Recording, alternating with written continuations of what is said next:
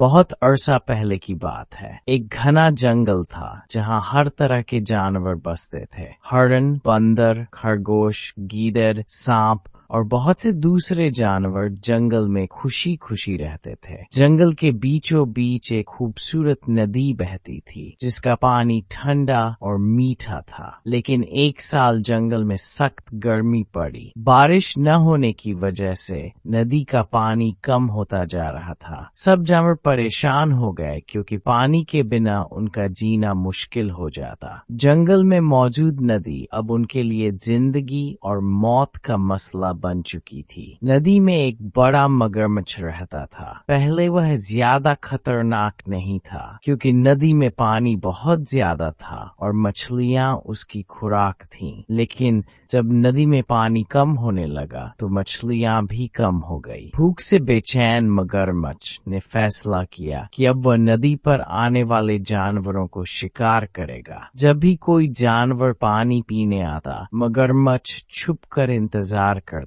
और जैसे ही जानवर पानी पीने झुकता, वह तेजी से हमला करता और उसे नदी में खींच कर ले जाता। जंगल के जानवर खौफजदा हो गए और किसी को समझ नहीं आ रहा था कि इस मुसीबत से कैसे निकला जाए। जंगल में एक चालाक लोमड़ी भी रहती थी। वह बहुत ज़हीन थी और हर मुश्किल का कोई न कोई हल निकाल ही लेती थी। जब उसे पता चला कि मगरमच्छ की वजह से सब जानवर प्यासे मर रहे हैं तो उसने एक तदबीर सोची। लोमड़ी नदी के किनारे जाकर ऊंची आवाज में बोली, अरे भाई मगरमच्छ, तुम कहाँ हो? मैं तुमसे एक जरूरी बात करना चाहती हूँ। मगरमच्छ जो पानी में छुपा हुआ था अब चौंक गया। उसने सोचा कि शायद ये लोमड़ी खुद मेरे पास आई है ताकि मैं इसे आसानी से शिकार कर सकूं। वह आहिस्ता से पानी में हरकत करने लगा ताकि लोमड़ी को हैरान करके पकड़ ले। लेकिन लोमड़ी बहुत होशियार थी। वह नदी के किनारे ऐसे खड़ी थी कि मगरमच्छ उसे एकदम से पकड़ न सके। लोमड़ी ने फिर कहा, मगरमच्छ भाई, मैं तुम्हारे लिए एक जबरदस्त खुशखबरी लेकर आई हूँ। मगरमच्छ ने हैरान होकर पूछा, क्या खुशखबरी? लोमड़ी बोली, जंगल के बादशाह शेर ने हुक्म दिया है कि नदी में जितने मगरमच्छ हैं सबको गिनकर उनकी गिनती बताई जाए ताकि उन्हें जंगल का मुहाफिज मुकर्रर किया जा सके और तुम्हें भी गिनती में शामिल होना होगा।